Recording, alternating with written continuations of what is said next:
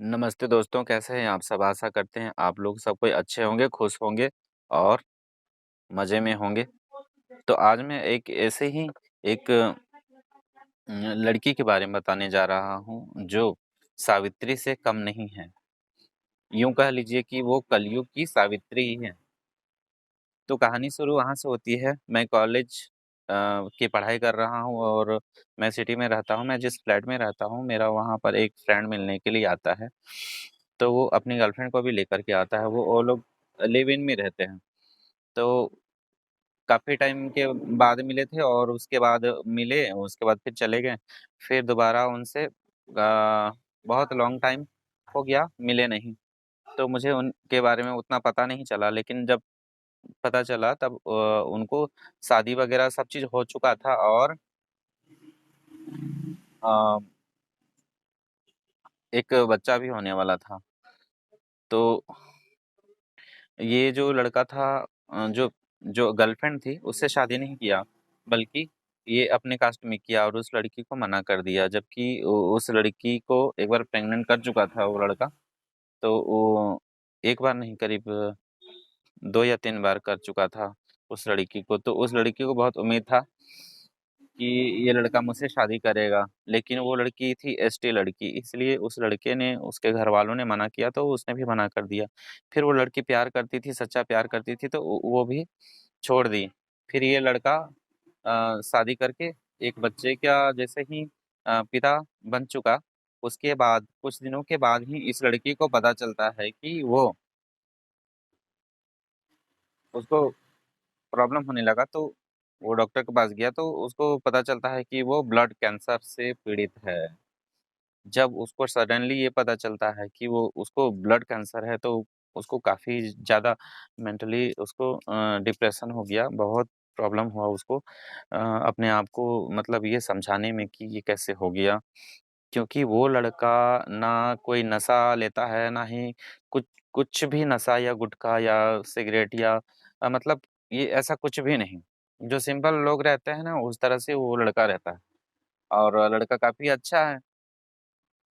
अब ये लड़का तो अपनी वाइफ को अम, समझाने लगा कि तुम मुझे छोड़ कर के चली जाओ, सो मेरा ज़िंदगी का कोई भरोसा नहीं है, तुम अपनी ज़िंदगी बसाओ, अपना घर बसाओ, तो मुझे छोड़कर चली जाओ। क्योंकि मेरी लाइफ बहुत थोड़ी बची है, क्या गारंटी है कि मैं 1 दिन, 10 दिन या साल में जीऊँ, मेरा कोई भरोसा नहीं है, कोई गारंटी नहीं है, तो तुम चली जाओ। और लड़की के घरवाले भी उसको ले जाने के लिए तैयार थे कि चलो बेटा, हम तुमको यहाँ से ले जाएँगे और तुम्हारा फिर से शादी करवा देते हैं। तुम्हारा जो-जो सामान है वो हम लेकर के आएँगे और तुमको शादी करवा देते हैं, लड़का भी इधर से देने के लिए तैयार है। लेकिन ये लड़की जो है बोलती है कि नहीं, नहीं पापा, मेरा जहाँ नसीब था वहाँ हम आ गए हैं और हम इसके अलावा और कुछ हम डिसीज़न नहीं ले सकते हैं। मेरा पति चाहे जितना भी दिन रहेगा मेरे पास, जितना ही समय रहेगा मेरे पास, हम उतना उसके साथ रहेंगे, चाहे जो भी हो जाए। चाहे साल रहे, 2 साल रहे, 3 साल रहे मेरे साथ, कोई हमको फ़र्क नहीं पड़ता है। हम इनका विधवा बनकर रहेंगे आजीवन, लेकिन हम दोबारा ऐसा ख़्याल भी नहीं ला सकते हैं कि इनके अलावा हम किसी और को अपना पति मान लें और इनको ऐसी परिस्थिति में हम छोड़ कर के जाएँ।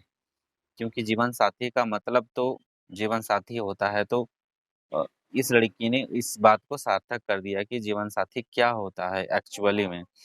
तो ये लड़की हमेशा मेंटली, फिज़िकली हर चीज़ से सपोर्ट करती, हर काम वो कर देती लड़के के लिए। ये लोग गाँव में ही छोटा-सा होटल खोल के रखा हुआ था, तो वहाँ भी ये लोग थोड़ा बहुत रोज़गार हो जा रहा था। लेकिन ये लड़का का इलाज बहुत ज़्यादा महँगा था। तो ये मुंबई में पहले काम कर चुका था कुछ दिनों के लिए, तो मुंबई चला गया। मुंबई में जहाँ वो काम करता था, वो हॉस्पिटल के बगल में ही काम करता था। तो हॉस्पिटल में उसके लिए एक ऐसा डॉक्यूमेंट्स बना दिया गया था, जिसकी वजह से उस लड़की को दवाइयाँ वहाँ पर फ्री में मिल जाती थी और वो लड़का सिर्फ़ वहाँ रहने के लिए ही वहाँ पर काम करने लगा होटल में, बर्तन-वर्तन धोने का और क्या बोलते हैं जो वेटर वगैरह होते हैं ना होटल में, उस तरह का वो वहाँ पर काम करने लगा और घर में भी कुछ पैसे भिजवाने लगा। और एक कंपनी जहाँ पर वो काम करता था, शायद वो गार्ड का काम था शायद। तो उस कंपनी में एक वहाँ पर जो बॉस होते हैं, उनसे उन्होंने उसको बताया कि तुम यहाँ जॉब नहीं भी करो तो तुमको 10,000 रुपए हर मंथ तुमको दिए जाएँगे।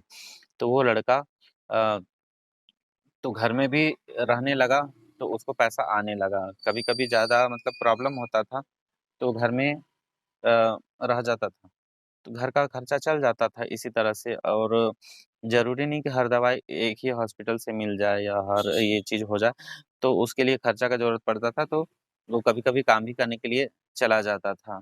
उसके बाद एक बार जब वो लड़का मुंबई से मतलब अपना भाई का ससुराल यहाँ पर उसका सॉरी, उसका बहन का ससुराल यहाँ पर है, तो वो लड़का एक बार ट्रेन में बैठा और उसका मोबाइल स्विच ऑफ हो गया और वो अकेले आ रहा था।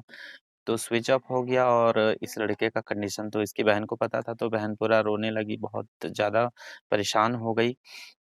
पता करने लगी कि कहाँ से कहाँ तक पहुँचा, तो उनके जो रिश्तेदार वहाँ मुंबई में थे, उन्होंने बताया कि इतने बजे निकला है, फलाने ट्रेन से निकला है। तो भी इनको सब्र नहीं था, काफ़ी मतलब हैरेसमेंट सबको हो गया, बहुत ज़्यादा प्रॉब्लम हो गया।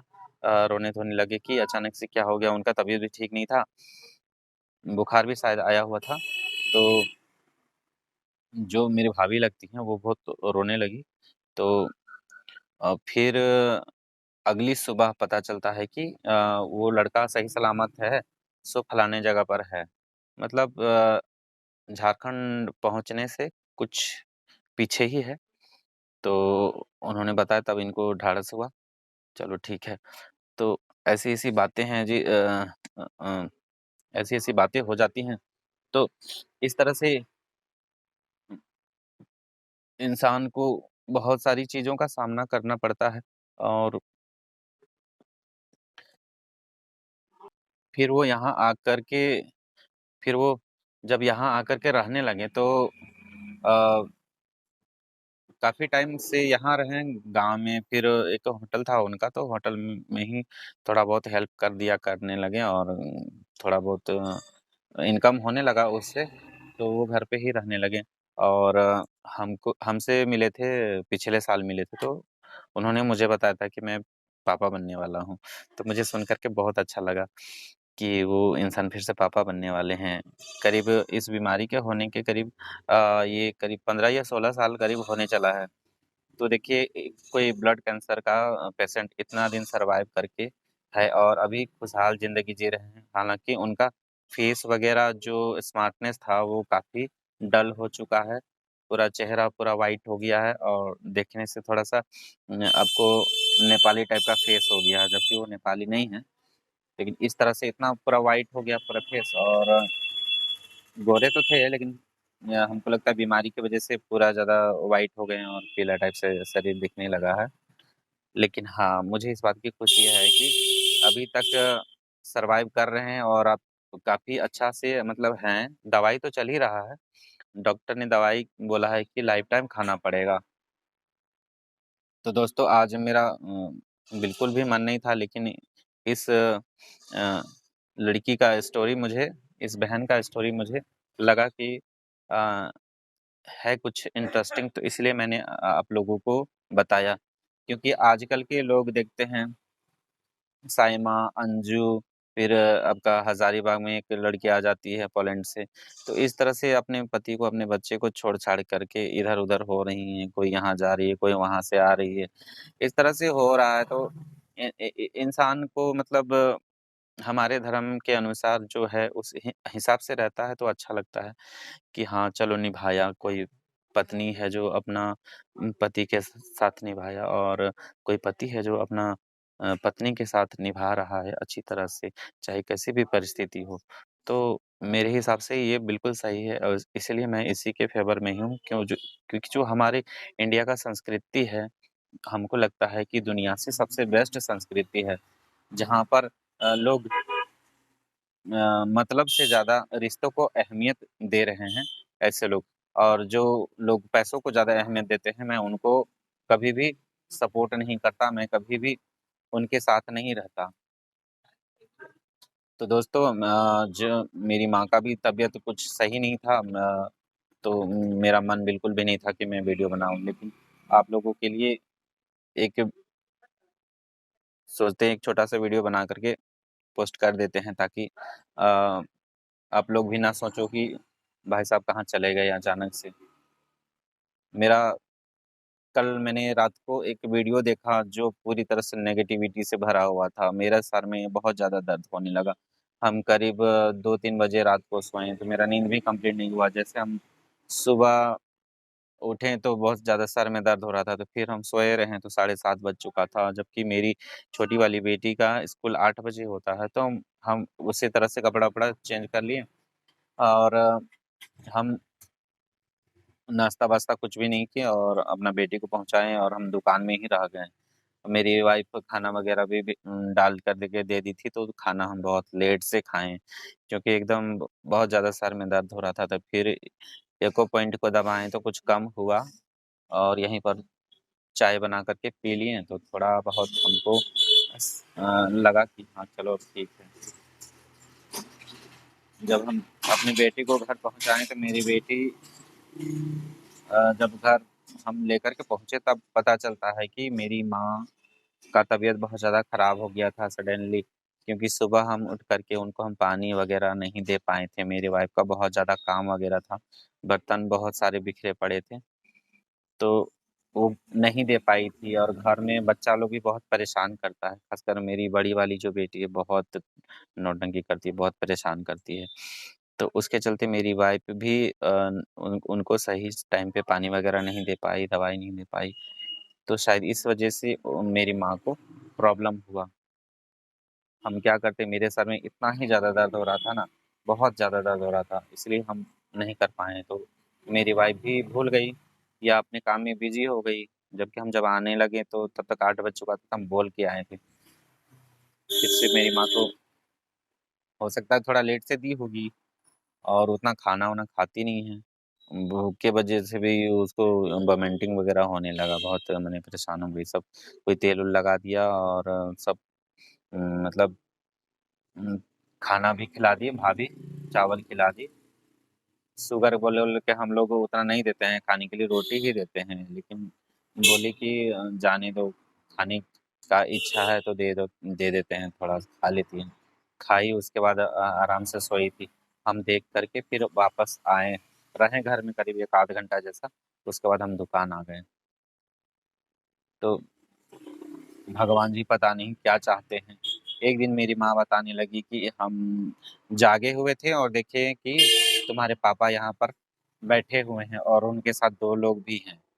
हम नींद में नहीं थे, हम जागे हुए थे और फिर हम उनको कुछ बोलते हैं उससे पहले वे लोग चले गए, गायब हो गए। जैसे हम उठना चाहें, वैसे ही वो लोग चले गए। तो मेरे पापा भी आते हैं मेरी माँ से भेंट करने के लिए, इसलिए हमको बहुत डर लग रहा है। तो भगवान से आप लोग ज़रूर प्रार्थना कीजिए कि मेरी माँ जल्द से जल्द स्वस्थ हो जाएँ। आप लोगों के लिए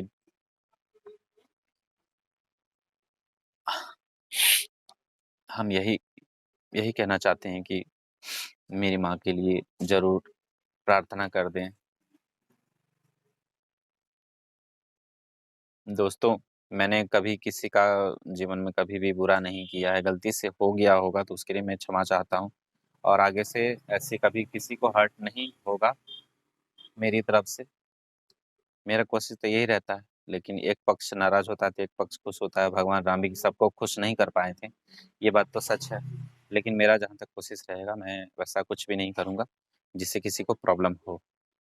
तो दोस्तों, आप लोग अपना-अपना ख़्याल रखिए, तब तक के लिए मैं रखता हूँ, बाय।